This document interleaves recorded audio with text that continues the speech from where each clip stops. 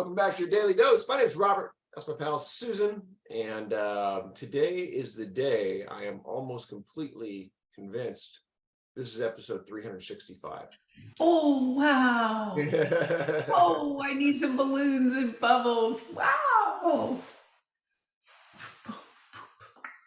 There they are. So 365 is a year. This is just about 1 year since we've been doing this.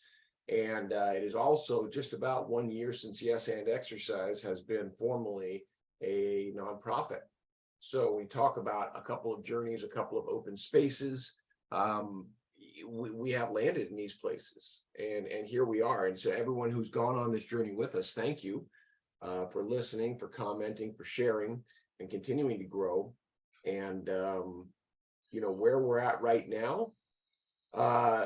A couple of Jam for Joys. The improvs are just really out there bubbling, doing what they're doing, which is wonderful, with more opportunities. And then the conjoined one is the Day One program. And we're about to take, that train's about to leave the station too. So 1 year in, how do you feel about all this? Oh, I'm a changed person. Hmm. I am willing to do things that are not known to me, whereas before the conflict avoidant, the well entrenched conflict avoidant part of my background and my life history that had shaped so many of the decisions that I made, that things I didn't do because of being afraid of the unknown,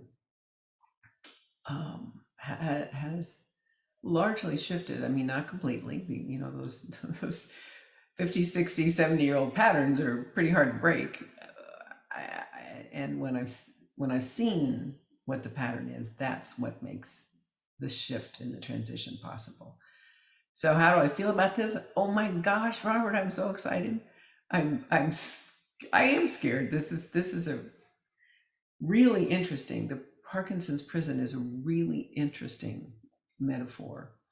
Yeah. And I have to confess, it's kicked over a very surprising part of my background. One of the things that's been true, or is it a story I've been carrying? I'm not sure yet. But you encouraged me the other day to just write it down now anyway, whether class has started or whether I end up using it in class or not or whatever. And Yeah.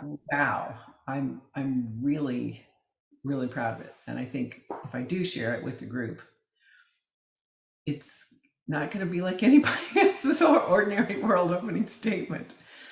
Well, we'll see. I would say, before considering that, just say, who knows what anyone else has. I mean, there's no better, worse, left, right, whatever. I mean, it could be very much like somebody else's. It could be much like many other people's.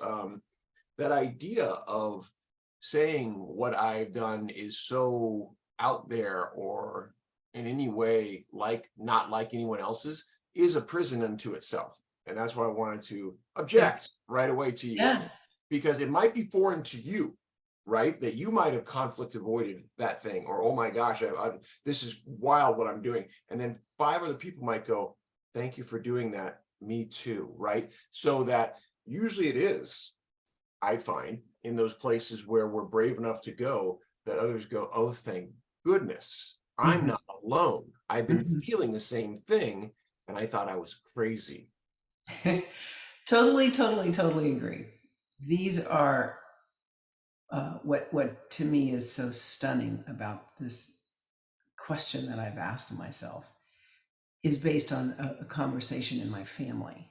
And that's what I was referring to when I said I would be surprised if anybody else had gone down this path. Maybe they have. And if they have and they come to me, man, I'm going to be so glad that I'm in a supportive environment with people who have.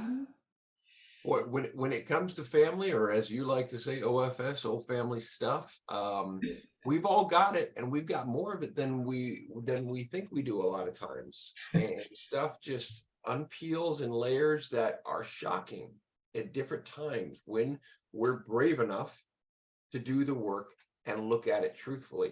And that's one thing I'm so excited about to look, because when you watch Andy in Shawshank Redemption, which is our guiding force, unpeel himself and set himself free, it's beautiful.